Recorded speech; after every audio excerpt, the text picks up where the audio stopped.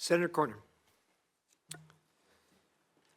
Mr. Secretary, but I know the president's very concerned about what's happening to the demonstrators in Iran. And of course, there's some estimates that as many as 30,000 Iranian demonstrators have been executed by the regime. But I know the president's being presented with a range of options. We notice a lot of movement into the region by our Navy and other authorities. But what happens if the supreme leader is removed in Iran? What happens next? Well, that's an open question. I mean, no one knows who would take over. Obviously, their system is divided between the supreme leader and the IRGC that responds directly to him.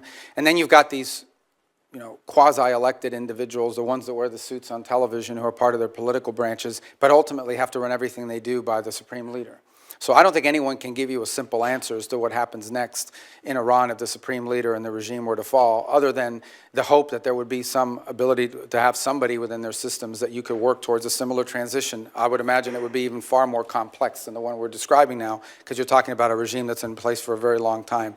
So that's going to require a lot of careful thinking if that eventuality ever presents itself. We have to have enough force and power in the region, just on a baseline, to defend against that possibility, that at some point, as a result of something, the Iranian regime decides to strike at our true presence in the region.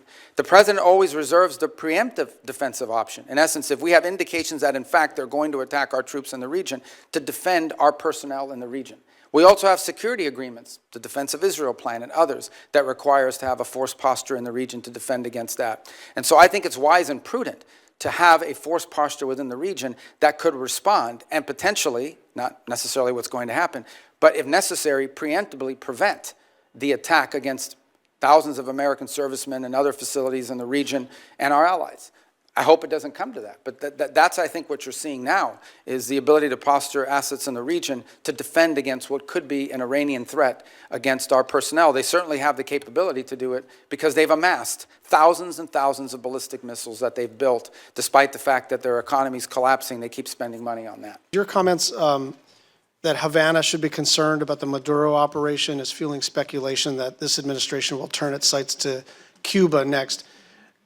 Will you make a public commitment today to rule out U.S. regime change in Cuba? Regime change? Yes. Oh, no, I think we would love to see the regime there change. We would like to, that doesn't mean that we're going to make it change, but we would love to see it change. There's no doubt about the fact that it would be of great benefit to the United States if Cuba was no longer governed by an autocratic regime. But you know what we mean by regime change. We don't mean, I wish someone else were in charge. When we talk about regime change, we're talking about using the power of the United States, usually kinetic power, but often other kinds of coercion. And I'm not even saying that that's always not in our interest. I'm just saying, I'm not asking you whether we would prefer a different kind of government. I'm asking whether you are trying to precipitate the fall of the current regime. Yeah, but that's statutory. The Helms-Burton Act, the U.S. embargo on Cuba is codified. It was codified in law, and it requires regime change in order for us to lift the embargo. Okay. Our hands. We only control the disbursement of the money. We don't control the actual money. Sure, in but the if sense you're, of, but that's like it comes